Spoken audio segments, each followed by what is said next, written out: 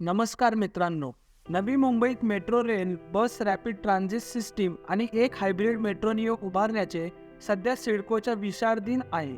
असे झाल्यास भारतातील 5वे व महाराष्ट्रातील 3रे स्मार्ट शहर अशी नवी मुंबईची ओळख ठरण्याची शक्यता आहे.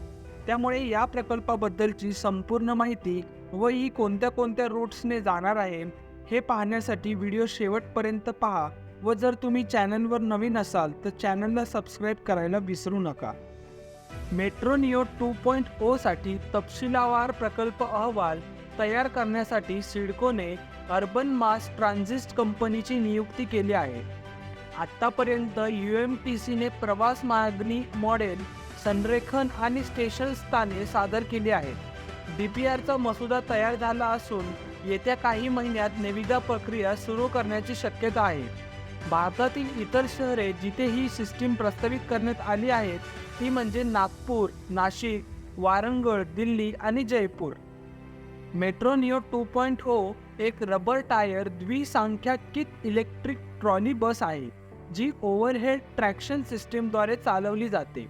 या प्रणालीसाठी समर्पित उजव्या मार्गाची आवश्यकता आहे आणि ते एकतर उन्नत किंवा श्रेणीत असू शकते. तर आता आपण जाणून घेणार आहोत मेट्रो नियो ही मेट्रो रेल्वेपेक्षा अधिक किफायतशीर कशी असते. तर प्रस्तावित प्रणाली प्रवाशांच्या भारांची पूर्तता करते जी मेट्रो रेल्वेपेक्षा जास्त किंवा पातळ नाही आणि अधिक किफायतशीर आहे.